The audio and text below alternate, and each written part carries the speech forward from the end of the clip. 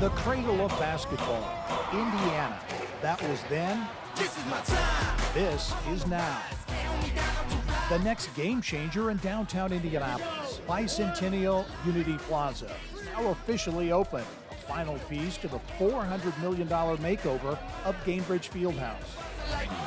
This is truly a community plaza. The hope is that the community is using this all the time. The plaza's impact beyond basketball, how it's positioned to serve as a new catalyst for downtown growth, and why it could be a key to attracting Hoosiers back to their capital city. Hello and welcome to Inside Indiana Business. I'm Gerry Dick, coming to you this week from Bicentennial Unity Plaza, just outside of Gainbridge Fieldhouse here in downtown Indianapolis. This plaza, christened this week as one of the final pieces of a massive $400 million renovation inside and outside of Gainbridge Fieldhouse, the second largest renovation in NBA history. This is not your normal plaza. A lot of unique features, a $30 million mix of sculptures, art. An iconic sphere will greet visitors as they come to Bicentennial Unity Plaza here as well. You go a little bit deeper into this plaza, and you will see a basketball court that will be transformed into a skating rink, larger than the one at Rockefeller Center in New York City.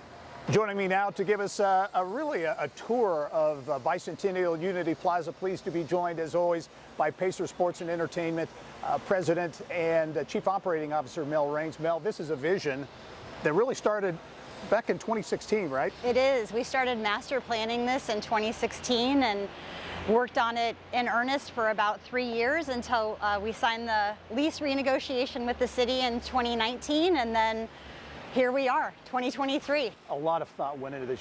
People hear of a plaza, they think, oh, a nice place to go eat lunch. This is a nice place to eat lunch, but it's a lot more than that. Talk about kind of the vision, the thought process behind this plaza. Absolutely. We really wanted this to be a place that was active 365 days a year, where we could bring ice skating back to downtown in the winter, which is funny to talk about on a day like today, but also to host basketball tournaments and sunrise yoga and farmers markets and every kind of activity you could imagine.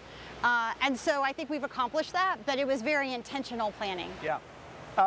This too, I think is interesting as you look at the massive renovation inside Gainbridge.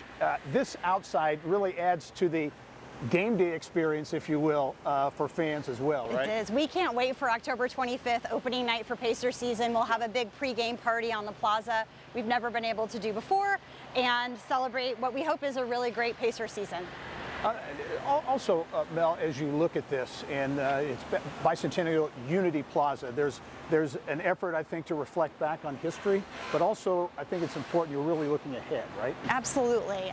It was unfortunate that the city's bicentennial came right in the middle of COVID, and we didn't get to celebrate it the way I think everyone had hoped. And so this is really an homage to the 200-year history of Indianapolis in many ways, from the mural that the Arts Council is working with us on, to the content on the Sphere video, to the Together statue. We're always striving to come together. We're not quite there yet, but that doesn't mean we're not going to keep trying. And this is truly a community plaza. Yeah. The hope is that the community is using this all the time.